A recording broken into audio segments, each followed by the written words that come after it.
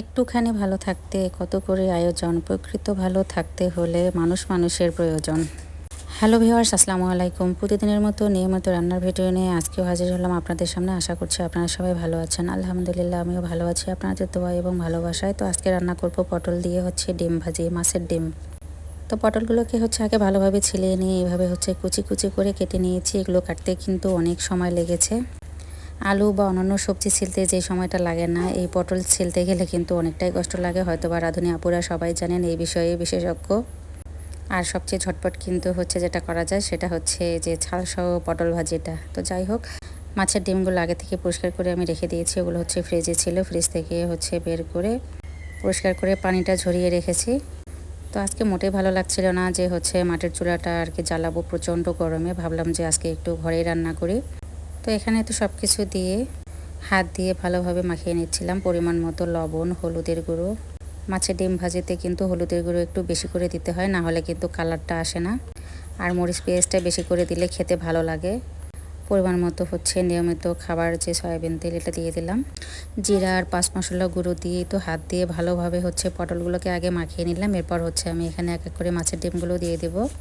মাছের ডিমগুলো সহ পটলগুলো কিন্তু ভালো করে হাত দিয়ে মাখিয়ে নিতে হবে। মানে মাছের ডিমটা এভাবে হাত দিয়ে ভেঙে নিতে হবে, না হলে কিন্তু দলা দলা হয়ে থাকবে।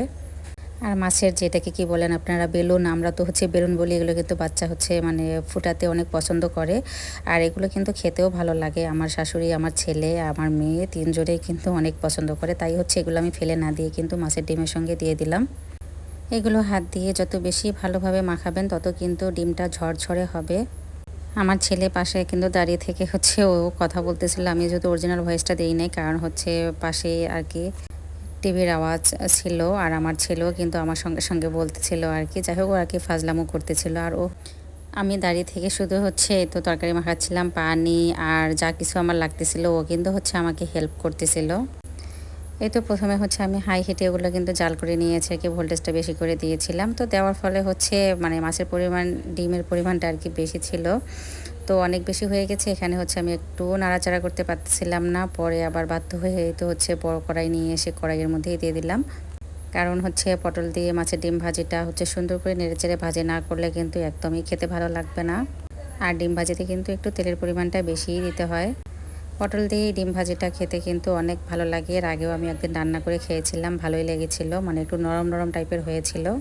তো একটু ঘন ঘন নেড়েচেড়ে দিতে হবে আর এভাবে ভাজতে হবে, তা নাহলে কিন্তু মাছের ডিম সহজেই লেগে যায় কড়াইয়ে। মানে একটু ঘন ঘনই আর কি চেক করতে হয়। তো হয়ে গেল আমার ডিম রান্না শেষ। আপনারাও চাইলে এভাবে রান্না করে খেতে পারেন পটল দিয়ে। অনেকেই কিন্তু বেগুন দিয়ে খায়, আলু দিয়ে খায়। আজকে রান্নাটা আমার এই পর্যন্তই শেষ। সবাই ভালো থাকবেন, সুস্থ থাকবেন। ভালো লাগলে একটু কমেন্টস করবেন। আল্লাহ হাফেজ।